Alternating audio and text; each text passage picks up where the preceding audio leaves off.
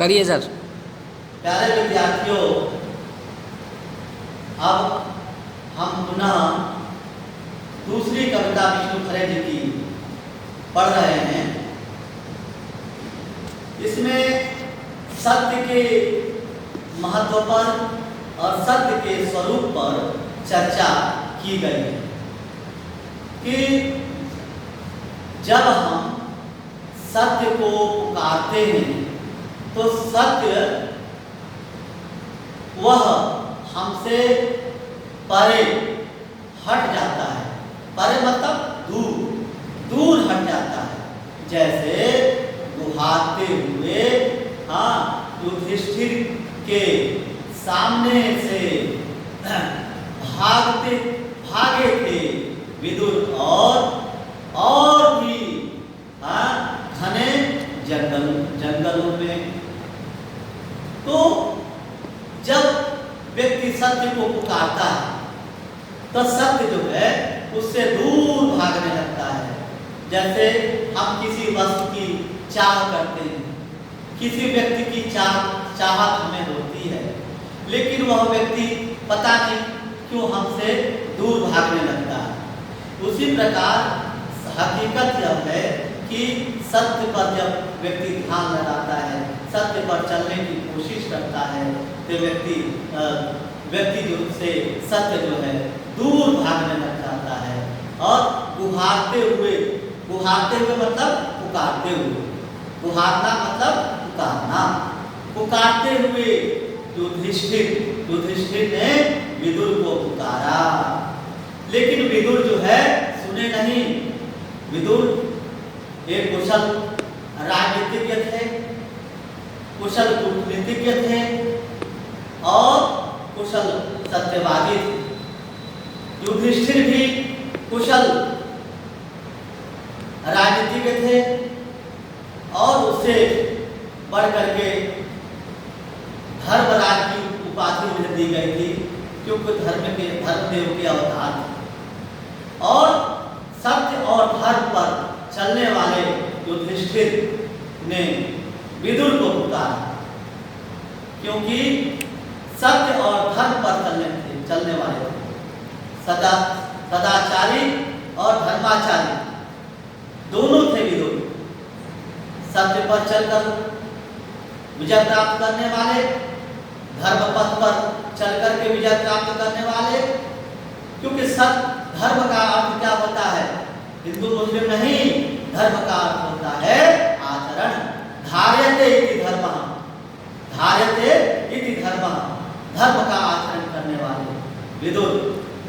वो गुहारते हुए युधिष्ठिर के सामने से जैसे विदुर जंगलों में भाग गए थे, इसी प्रकार से सत्य भी मनुष्य से दूर भाग जाता है। सत्य शायद जानना चाहता है। सत्य क्या जानना चाहता है? कि उसके पीछे हम कितनी दूर तक भटक सकते हैं। उसके पीछे सत्य के पीछे हम कितनी दूर तक भटक सकते हैं, यह सत्य जो है जानना चाहता है। सत्य हमारी परीक्षा लेता है, सत्य हमारी परीक्षा लेता है। दिखता है सत्य दिखता है। The truth is seen, सत्य दिखता है और कभी ओझल हो जाता है, और सत्य जो है कभी ओझल हो जाता है। सत्य दिखता है और सत्य जो है कभी ओझल हो जाता है। और हम कहते रह जाते हैं कि रुको नहीं, हम हैं, रुको नहीं। हम ये कह देते हैं कि रुको मत, हम हैं। जैसे धर्मराज के बार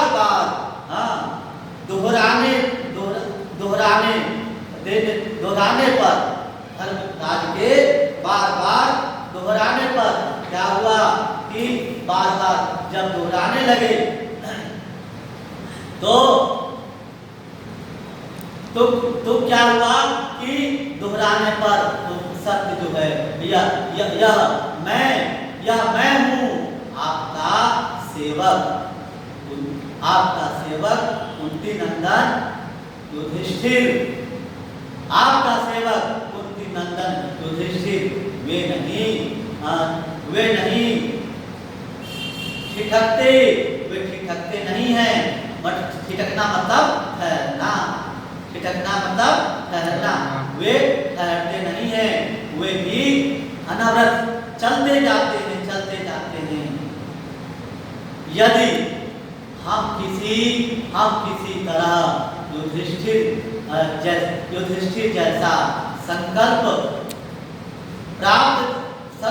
पा जाते हैं, हाँ, तो एक दिन पता नहीं क्या सोचकर रुक ही जाता है सत्य। जब हम जो है बिल्कुल चलते जाते हैं तो सत्य जो है हमारी परीक्षा की घड़ी को देख करके और वह रुक जाता है, अपने आप ठिठक जाता है, स्थिर हो जाता है और कहता है आओ मुझे पहचानो। सत्य तप है, सत्यम तपः, सत्य जो है वास्तव में तप है। प्यारे विद्यार्थियों, एक बात मैं यहाँ आपको बता दूं कि यहाँ पर महाभारत की ऐतिहासिकता का वर्णन, महाभारत की हूबहू चित्रांश का प्रयोग हुआ है। चित्र का एक अंश युधिष्ठिर के सामने से विदुर का भागना, जंगलों में भागना, और सत्य का युधिष्ठिर से कहना हे कुंती नंदन मैं यहाँ पर हूँ, मुझे पहचान लो, मेरी परिभाषा, मेरा स्वरूप जान लो, क्योंकि तुम धर्माचार्य हो, तुम धर्मराज हो, धर्मदूत हो, धर्म के अवतार हो, ऐसा मानो। लेकिन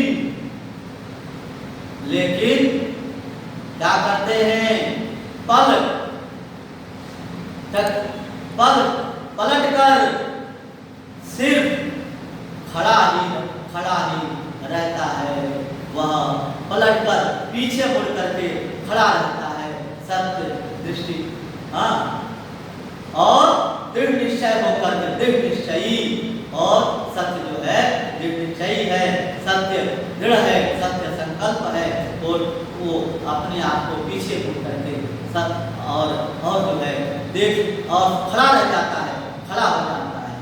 अपनी कही और देखती दृष्टि से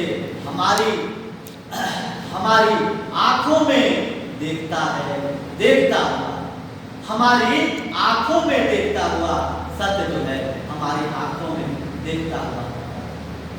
और अंतिम बार देखता सा, यहाँ पर बेटा उपमा अलंकार, देखता सा लगता है वह हमें ऐसा प्रतीत होता है कि सत्य हमें देख रहा है। तो यहाँ पर बेटा विष्णु खरे ने मानवीय करण अलंकार का उपयोग किया। कवि ने कविता को सजीव बना दिया, कविता के भीतर प्राण फूंक दिए हैं कवि, और उसमें से उसी का हल्का सा प्रकाश,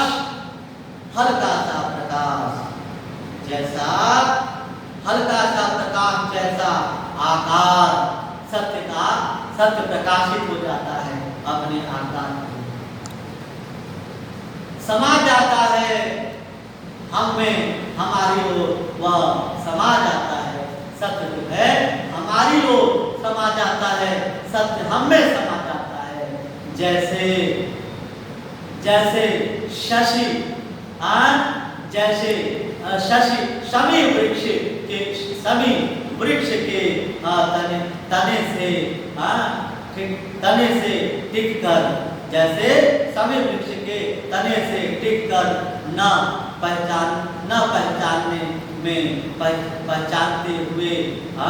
पहचानते हुए विदुर ने धर्मराज को पहचाना। और शमी वृक्ष एक प्रकार का वृक्ष होता है, शमी, और उसके नीचे यदि हम कोई कल्पना करते हैं तो वो हमारे सामने प्रस्तुत हो जाता है। शमी वृक्ष और ये पौराणिक वृक्ष है। ये इसमें मिथा कहा जाता है कि ये कल्पतरु है शमी वृक्ष, जिसमें कि जो कुछ भी हम वांछित करते हैं वो हमारे सामने आ जाता है। और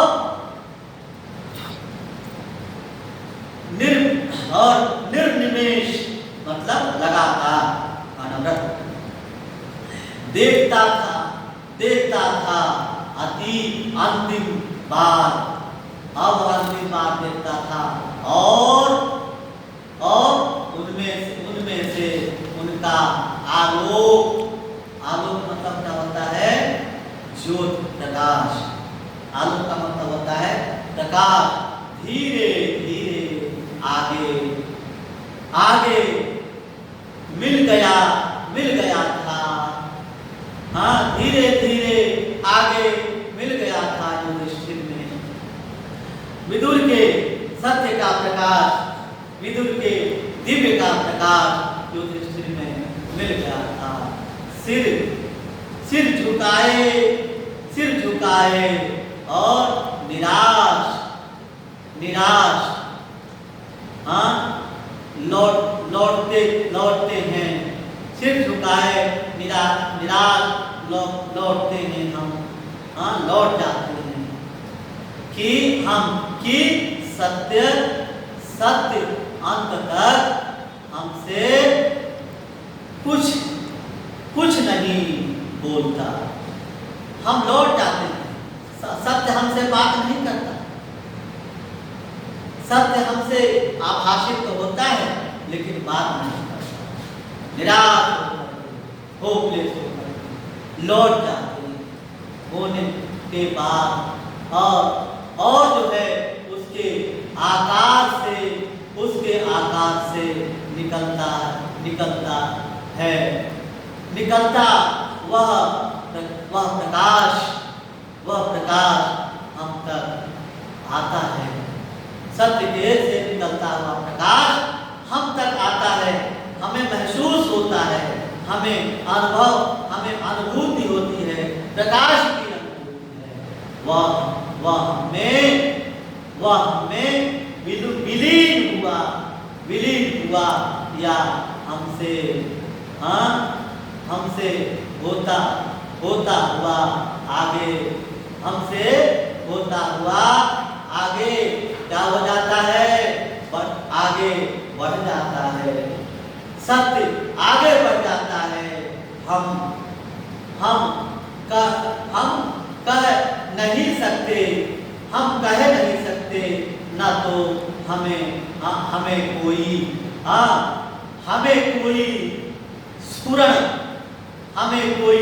स्मरण हुआ था और न ही कोई ज्वर। स्फुरण का मतलब होता है स्फुटित होना, अंकुरित होना, स्फूर्ति आना, हमारे मन में, हमारे हृदय में स्पंदन होना। ये स्फुरण का अर्थ होता है। कोई ज्वर मतलब बुखार का भी कोई ऐसा आभास नहीं होता, किंतु शेष सारे जीवन हम सोचते रह जाते हैं।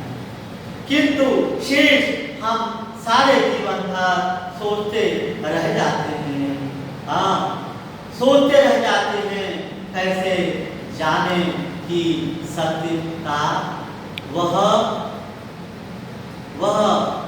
प्रतिबिंब हमें समाया या नहीं। हम ये सोचते रह जाते हैं कि प्रतिबिंब मतलब परछाई, सत्य की जो परछाई होती है वह हमें समाई या नहीं समाई, यह हम कैसे जाने?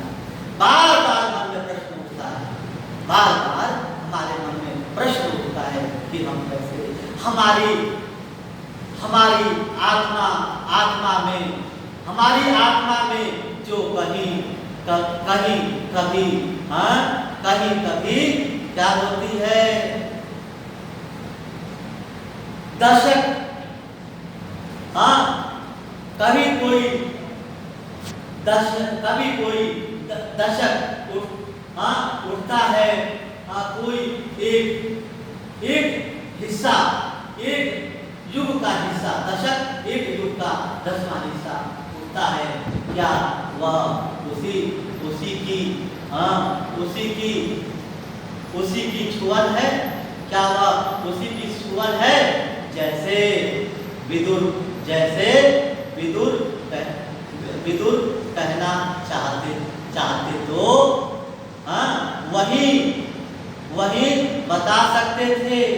विदुर कहना चाहते तो वही बता सकते थे कि सोचा होगा माथे के साथ, सोचा होगा माथे के साथ,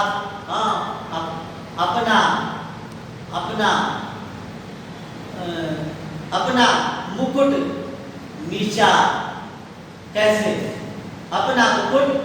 कैसे हो, ये सोचा होगा कि हमारे सत्य का जो मुकुट है वो कैसे नीचे हो, माथे से कैसे नीचा होगा।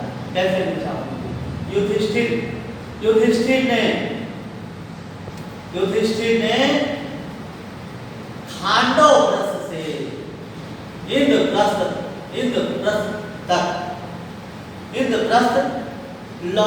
लौटते हुए, खांडव प्रस्थ से इंद्रप्रस्थ तक लौटते हुए सोचा होगा कि भाई वास्तव में क्या हो सकता है, कैसे हो सकता है। और इस प्रकार से हमने सत्य कविता की व्याख्या की। वास्तव में सत्य जो है पहचानने की अनुभूति है, सत्य पहचानने की, स्पर्श करने की, छूने की वस्तु नहीं है, सत्य अनुभव करने की वस्तु है। सत्य हृदय की गहराई से अनुभूत होता है, क्योंकि कहा जाता है कि काल सत्य है, वास्तविकता नहीं है कि ये वास्तव में जही पर सत्य सने हो तो मिलेगी कछ संदेह हो। और जिसके लिए सत्य स्नेह होता है, सच्चाई होती है, तो वो सच्चाई को है, मनुष्य सच्चाई को अपने हृदय की गहराइयों से पहचानता है। मनुष्य सत्य को अपने अनुभव से पहचानता है। सत्य एक तपस्या है, सत्य को तपबल से पहचाना जाता है।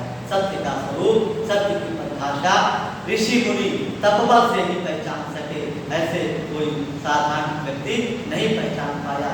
यहाँ पर विद्यार्थियों महाभारत की जो ऐतिहासिकता है, महाभारत के इतिहास को लेकर के यहाँ पर ये सत्य की परिभाषा, सत्य कविता, सत्य की महिमा, सत्य का महत्व बताया गया है।